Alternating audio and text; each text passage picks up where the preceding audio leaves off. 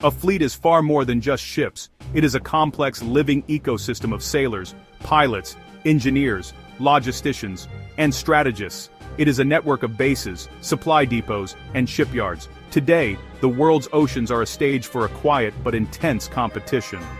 All eyes are turning to the Western Pacific. China is building warships at a pace unseen in modern history, rapidly expanding the size and capability of its naval forces.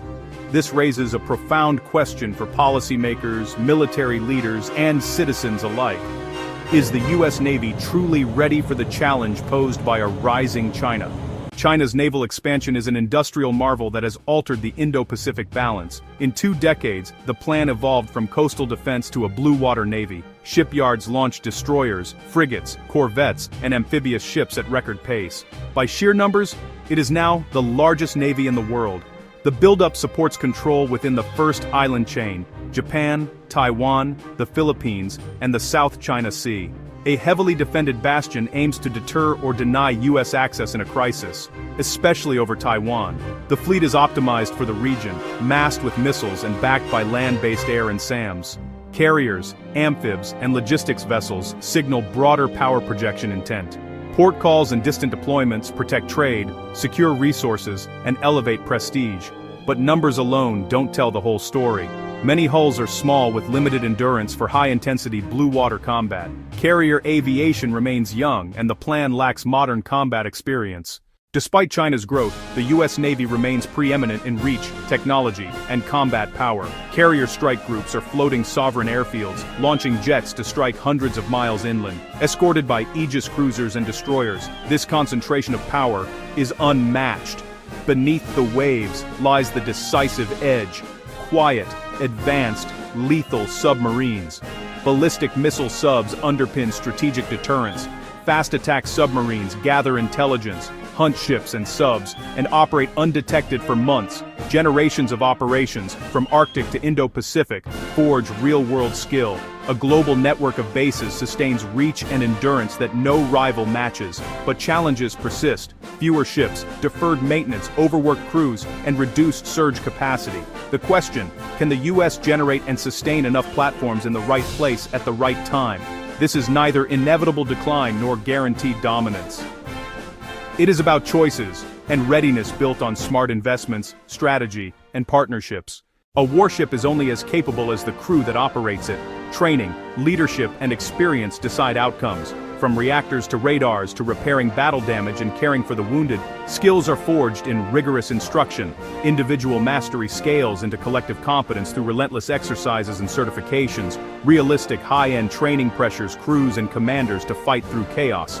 Combat experience, strikes launched, threats faced, builds calm professionalism and adaptability. Decades of real operations create an institutional memory you cannot simulate. China's training is growing complex, yet the force has limited modern combat experience. The unscripted intensity of real crises is an unknown for many planned crews. For now, the experience gap is a significant, though narrowing, U.S. advantage. Modern naval warfare is a contest of systems, sensors, networks, ships, and missiles. The U.S. long held a tech edge: advanced radars, sonars, comms, and precision weapons. Networking creates shared awareness and enables distributed fires at long range. Layered defenses counter aircraft and missiles. Naval aviation brings stealth, sensors, and unmatched networking. New tech priorities: lasers, hypersonics, and unmanned systems. China closes the gap, fielding anti-ship ballistic missiles designed to threaten carriers from over 1,000 miles. Integrated sensors create formidable anti-access area denial zones. Carriers may be forced to operate farther from shore, reducing effectiveness. China advances in submarines, air defense, electronic warfare, and cyber, eroding U.S. dominance. The challenge now: countermeasures, tactics, and resilient networks to fight inside mature A2AD. Victories at sea often hinge on logistics, not glamour. A floating supply chain keeps combatants on station for weeks and months. Forward bases reduce distance for maintenance, repair, and resupply.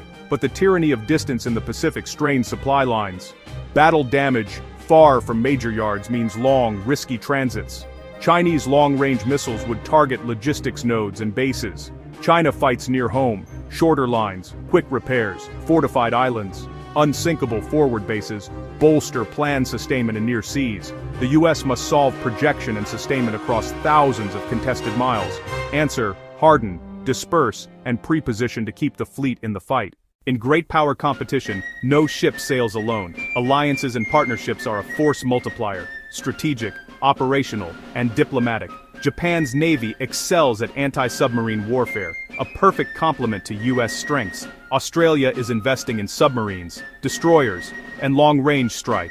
Regular exercises build interoperability to share data and fight as one team. Partnerships broaden maritime awareness, access, and collective resolve. The Quad exemplifies flexible, like-minded cooperation.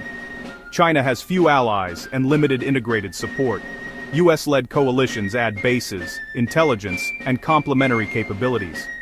This durable alliance web is a decisive long-term advantage. A clear-eyed view must face vulnerabilities. A smaller fleet covers the Pacific, Atlantic, Mediterranean, and Gulf. High-tempo drives wear, compresses maintenance, strains families, and hurts retention. Industrial capacity is a bottleneck for building, repairing, and surging. Chinese long-range fires push carriers back. Quiet subs and cyber EW target ships and logistics. Miscalculation risks escalation in the South China Sea and Taiwan Strait. Clear, rapid communication is vital to prevent a crisis no one intends. Is the Navy ready for China? A qualified, conditional yes. But today's force is powerful and experienced, especially in undersea warfare, carrier aviation, and allied integration. Yet trends are concerning. China's focused buildup, its fleet size, industry, and home field logistics. Act with urgency. Fund and grow the fleet. Modernize and invest in the industrial base. Adopt distributed concepts, resilient C2, and pre-position fuel and munitions. Deepen alliances. More exercises. Cooperation. Intelligence and tech sharing. A fleet is people, plans, and partners. Invest resolutely in all three to deter war and secure the maritime future.